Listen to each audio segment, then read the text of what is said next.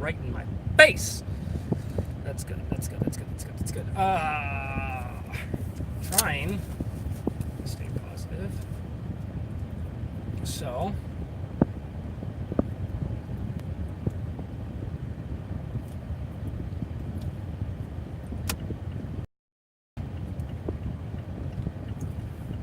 $53 for the task. It was like $53, and then I got a $9 tip, which is appreciated. So I'm headed to McDonald's to get the Diet Coke like I do every other night. So it's one of those expenses that just keeps doing its thing. So this guy go, and I'm gonna go, and he's gonna go, everyone's gonna go, and blah blah blah blah. Woo! So task went over okay. Went there. The client wasn't there. Their mom was there, so that was fine. I saw the thing just fine. The older woman, my client's mother, kept talking about how the old entertainment center needed to be moved and the TV needed to be undone, and the old one was mounted to the wall and they need to be unmounted and blah blah blah blah blah. And I was like, oh wow, that's all work. And she's like, oh yes it is. And I'm like, shit.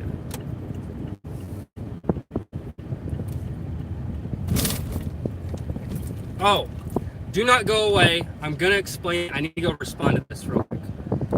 Give me 1 second. I'll be right back.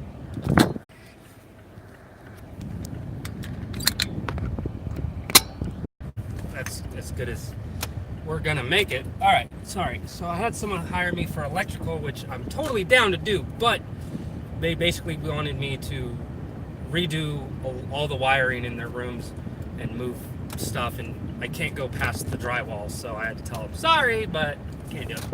Anyway, all right. So, hey Macy, what happened to the truck? And how to stay positive is the name of this podcast, whatever this conversation with y'all is. Whoa, let's get it out there a little bit. All right.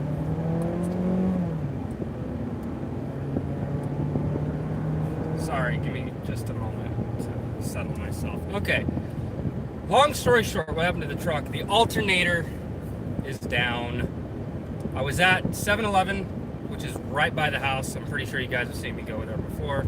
It's not far. It's like a block away.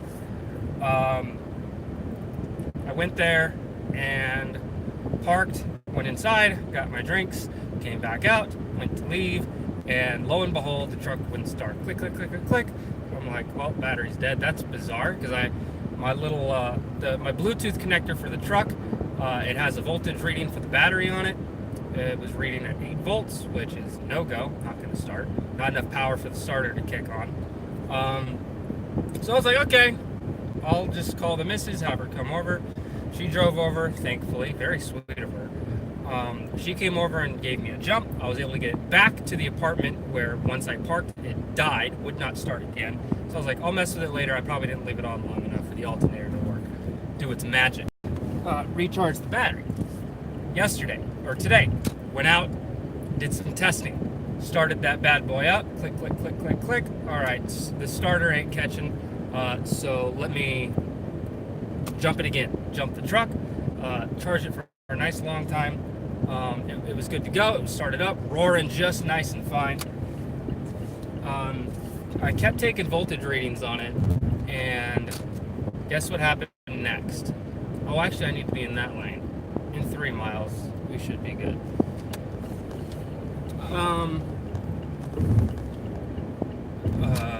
As soon as I took the cables off and shut down the Mazda, this car, to let the truck run, do its thing, I'm watching the voltage reader and it's just tanking.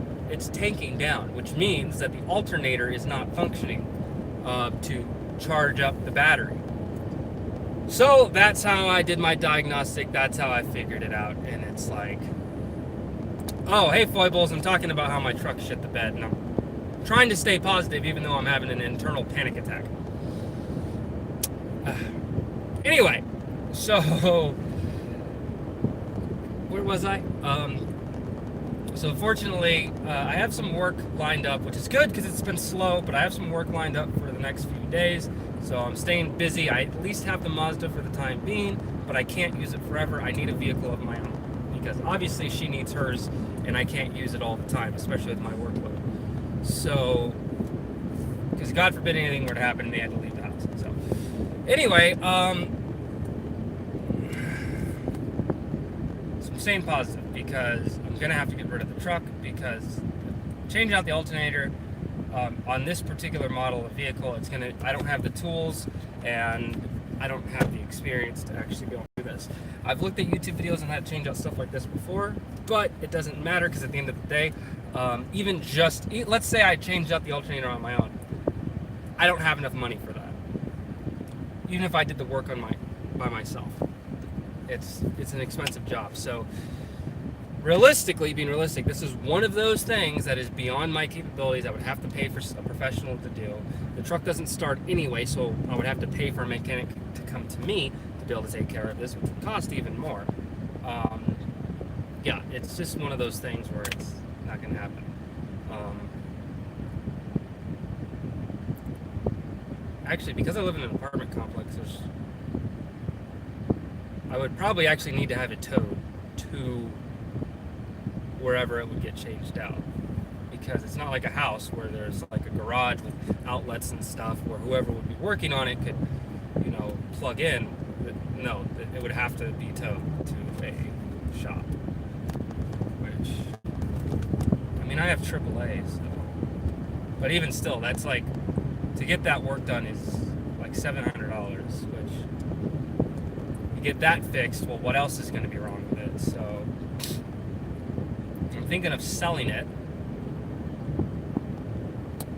so at least I have something better than nothing, and then the goal would be to get enough money. Easy fix to do yourself. Yeah, I know, I've seen YouTube videos and stuff. I don't have the tools, and the tools, at least the tools I would need on my particular truck, yeah, it would cost me quite a bit just for the tools. It would cost me for the alternator, and it would also cost me time. The last time I changed out something as tight as that on one of my trucks, I missed 2 days worth of work, just changing out the thermostat housing on the Ranger. It cost me 2 days worth of work and $50 in the basic cheapest tools that I needed to actually be able to get up under and get everything going. So basically, after everything has been accounted for, the reason why I'm leaning over to selling the truck is because when you do the math and you break everything down, it's just not worth it. The number one factor being, what else am I going to have to change out on it? It's also going to need a new battery, so there's another $100. Anyone can change out a battery. That's nothing. So I'm not really too concerned about that. But I'm paying attention to the added costs and everything, and it's probably going to be best to just walk away from it before I get too deep below water. You feel me? So, how serious is it? Well, it's serious to the point where I'm borrowing my girlfriend's car for the time being, but the arrangement is I have to have my solution fixed before I come back. I have to have a solution in place before I come back from Washington. So, I mean, I might have like a week grace period when I get back to look for a new car, but between now and the time I get back from Washington, I need to bankroll enough money to at least be able to afford a different car. Which, because most of the jobs that I'm doing, or have been doing in the last 10 months, don't even require a truck to begin with. They don't require it for loading and unloading. They don't require it for... I'm not using my big ladder. I've reduced myself down to a very small collapsible step ladder that still goes up about 4 feet. I mean, that's basically what I'm being hired for the most. So, mathematically speaking, when you break everything down, it would be far more beneficial to get a smaller, more fuel economic car. I already, like, as far as TaskRabbit is concerned, I make pretty decent money. However, one of the biggest things I spend money on, the two biggest things I spend money on out of every penny that I earn, is gas and food. Well, the food budget we've gotten down nice and tight, so that's not as much of a concern. But the gas. I spend upwards of between $400 to $500 a month in gas because that thing gets like 13 miles to the gallon. So, yeah, it's pretty rough. So, I love driving the Mazda. This thing gets like 40 miles to the gallon. It's wonderful. I filled it up today, and I drove all the way on the other side of town for this job, and the dial hasn't even moved. So, I love saving money. I love my truck, do not get me wrong, but I gotta be honest, that thing is a sinkhole. Mazdas are good. Yeah, this is a nice, good car, but this is the family car. This is my girlfriend's car. It's not the work car. So, and there's other reasons why, but she's being nice right now to let me drive it. But the agreement is I can drive it for a very short time just to kind of bankroll some money. I've got a flight on the 26th to Washington. So me and Mike are going up there, and I'll be up there for 2 weeks. And I usually make pretty good money up there. So the goal is to work while I'm away. So fingers crossed that pans out pretty well. I usually I'll work like 2 or 3 days while I'm up there, and I usually make like $500. I usually, like I said, when I go up to Washington, I usually do really good. It sucks. It's like before I go to Washington, it's really slow, but then I go to Washington, I make, because I can charge like twice as much as I do down here, I'm able to make a lot more money, even though I don't get a whole lot of jobs. That's just how the market is, man. Every different region in the U.S., I mean, they have different costs of living, and people can charge different prices or whatever. It just sucks out in Vegas, man, that the average is between $25 to $30 being up on the high end. So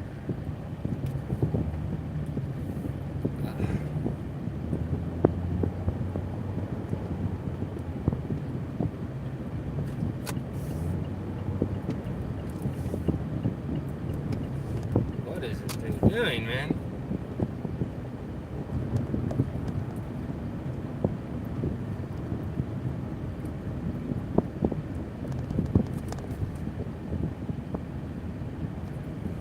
Cash App. Mace Valor uses Venmo. But no foibles. I wouldn't want you to have to do that, brah. Come on here like one of those titty streamers, like, oh my god, I need money, hand it to me. No, I just bitch, moan, and complain about my life so I can at least vent it out to you guys. And you guys can tell me how strung the fuck out you guys are so none of us feel alone. Now hold on to your dollars, buddy. I appreciate the sentiment, but if Mace truly, honestly, desperately needs it, I will reach out. But you know what? Down. Alright, I'm gonna take 81 and 2.2 miles. Exit 81.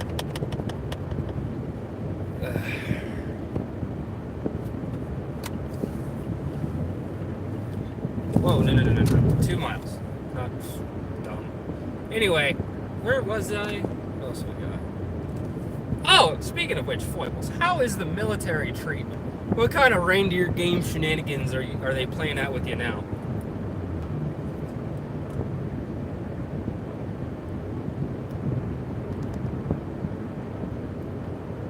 Anyway, yeah, so going back to the whole stay positive thing, I'm just trying to, I acknowledge the issues, and I try to look for solutions. So that whole thing I've found is a solution. I do want to kind of at least get my feet wet, getting it out there.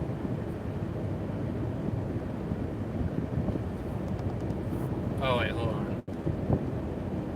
I'm here for you. A new flavor of awful every day. Explain that to me. What? Well, anything that you can within compliance with OPSEC. What kind of new shenanigans are they force feeding down your throat today? I fucking couldn't stand the fucking sharp classes that we would have to do like once a month. It's like the don't rate people classes. It's like, I understand we need to be vigilant and we need to do this training to kind of like put forward, hey, we will not stand for sexual assault and or harassment. We do not condone that shit whatsoever. I agree with that. However, you don't gotta talk to us like we're fucking children. Unfortunately, because of one bad egg in the entire fucking battalion, or sometimes in the entire fucking brigade, we all gotta fucking take part in that shit. It's like, really? The shark greets are fucking comical. They were back when I was in. The stance was, if anyone has drank alcohol, then that person cannot consent to sexual activity, right? Because of all of that jazz. True, I agree with it.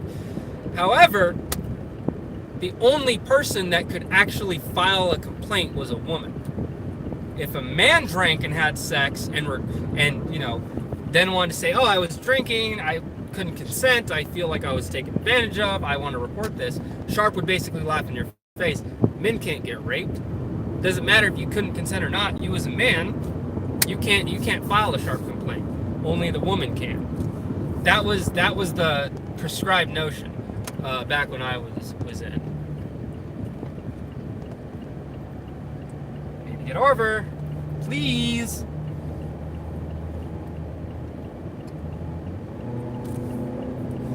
No. Oh shit, foibles though. If you really want to help me out, save your dollars for when the book is finished, and reserve yourself a copy once the Kickstarter goes live. You can do that. Mace would appreciate that a lot.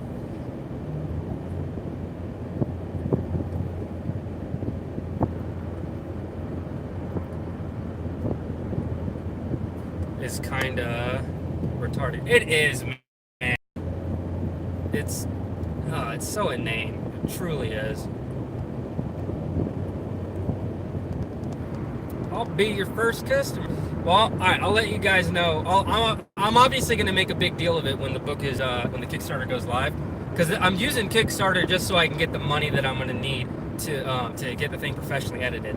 Like, I'm a good ass writer. I'm not going to lie. I surprise my fucking self.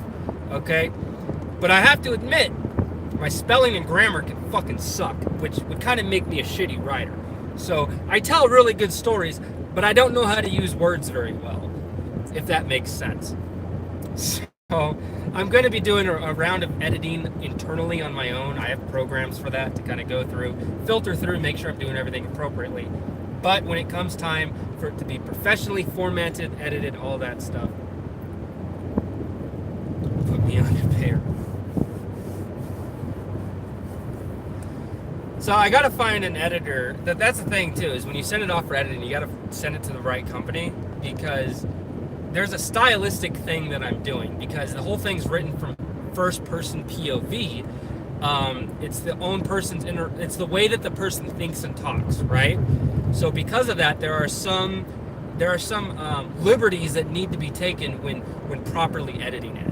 So that's one of the things I got to make sure that I keep an eye on when I do find a suitable company to actually be able to edit this, is that I have to make sure that they understand this isn't written from the third person, this is written first person perspective. So obviously there will be some stylistic grammar choices that you're going to see kind of consistently. Those are intentional. Yes, first person omniscient. Whatever the word. I'm driving. Yeah, that particular I chose to go with that because it's a very character-driven story.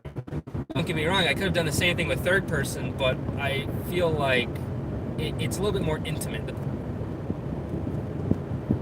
Because you're so much not going along for the ride with them, but it's a closer examination of the journey that they're taking, and you can kind of see their perspective and how the certain internal changes are happening from their first-hand experience.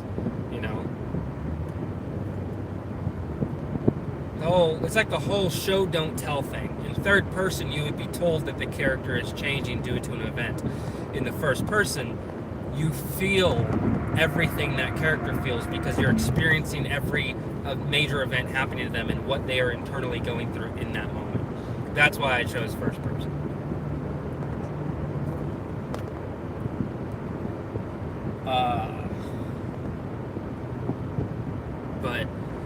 So I did the math. Today was a big day of doing math, doing budgetary math, doing math on selling the truck, keeping the truck, this, that, and the other. I wrote an entire chapter today, 1,000 words, even though I'm all internally messed up today because of all this BS going on. I still cranked out an entire chapter. I'm like, woo! And I did the math. Right now the book is 46,000 words long. It's 185 chapters if you keep to the literary notion of keeping it at 250 words per page with that particular formatting. So 184 pages, 185 pages. Yeah. And we have 40% more of the book to finish up. That's significant. That is way significant. So, I mean, I was talking with Fake Wife, right? We were watching Orange is the New Black, the final season, and we're watching it, and I looked at her, I'm like, you know that this entire show is based off of a book that is shorter than the rough draft of my book? I think it's like 130, 140 pages, the actual book, Orange is the New Black, My Year in a Women's Prison. My rough draft of Shelter is longer than a book that grew into a television show that has run for 7 seasons. That doesn't mean anything, and I don't mean anything by that. It's just an interesting little piece of trivia I thought that you guys could take home with you tonight. So,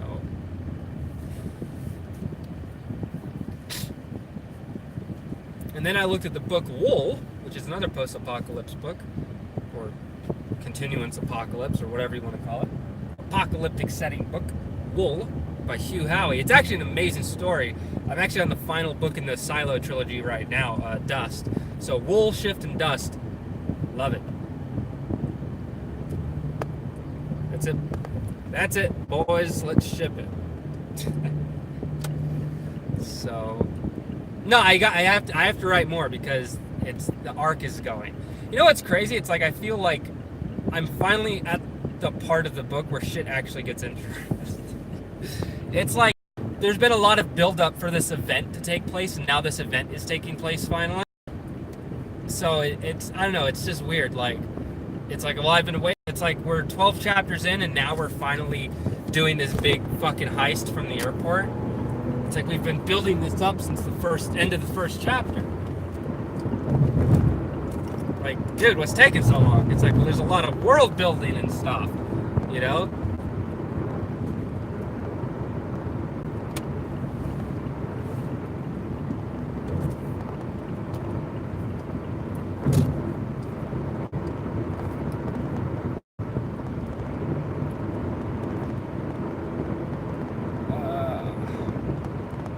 Now I'm on the 215 and I'm feeling good. Headed home. Oh yeah, but Wool. I looked at Wool. Wool's 500 pages long. I mean, hell, Shift was 96 chapters long. I think it was like 600 pages. So when I look at Shelter, I'm like, yeah, it's going to be relatively short. So I need a deadline on my desk. End of October, beginning of November. That's when the rough draft should be done. If I keep the progress I've kept now. So between 800 words a day to 1,000 words a day, average, that's how much longer it should take. So not writing every single day. I am pretty much going to take 2 weeks off of writing when I go up to Washington because I'm leaving the iPad down here. So that's a whole 2 weeks I'm not going to be writing. So, well, I'm going to be writing. I'll just have to do it on my phone, which means I won't be writing a whole lot. So I'll probably like write down a scenario or a scene or notes or whatever.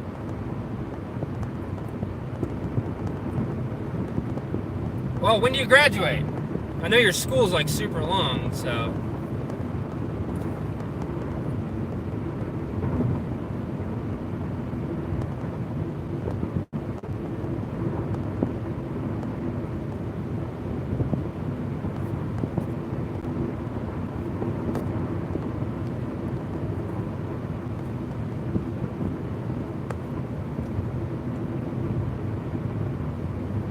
Oh, February. That's plenty of time. For Forget about it. It's plenty of time, dude.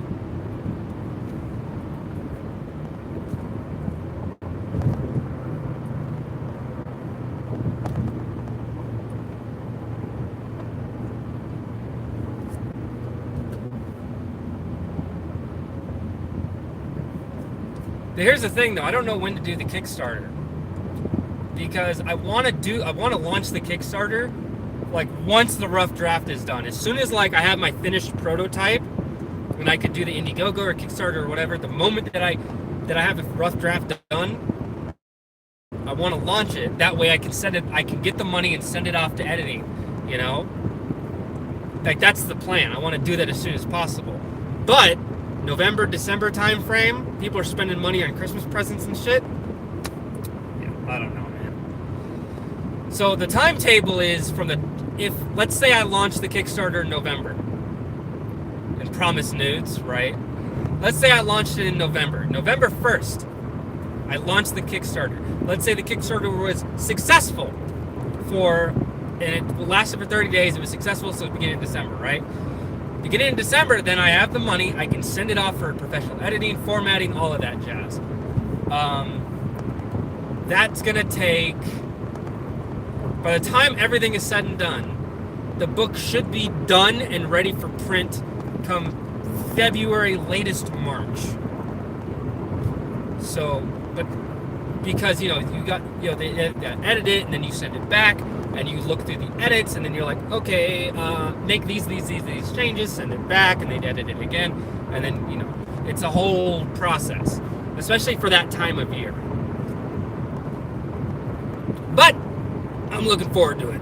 So one day at a time, keep on trucking, keep on moving, keep on moving.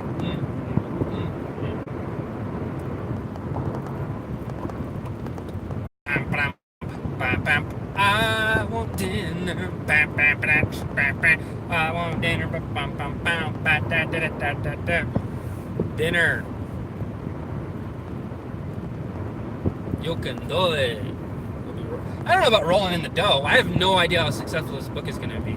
For all I know, I could launch this book, and the only people that buy it is the people that were on the Kickstarter and that backed it on Kickstarter. That could be the end all outcome. Is that I could basically make enough money of this book just to make sure it exists. It's all self-published, so I have no idea. You got chicken? No. Well, there's chicken at the house. There is. I don't know what her plans are for dinner, so I gotta see what we can make. All I know is I'm hungry, so really hungry. Because I didn't even eat lunch. I didn't. Oh my god. I'm trying to think, because I don't think I've even eaten today. I had to have. Right? Hold on. I had 2 oatmeal cookies. There we go. I'm going to this McDonald's so I don't have to deal with the traffic at the other McDonald's.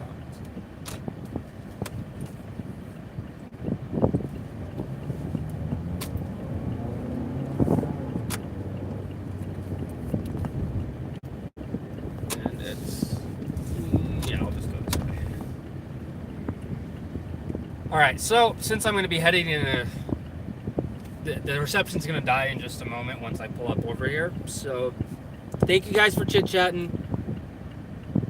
Exposure, mate. Rip stream. Yeah, that's what I'm talking about. Bad area now. But, hey, thank you guys so much for dropping by. As always, I'm your so beloved and glorious Mace Valor. Signing off.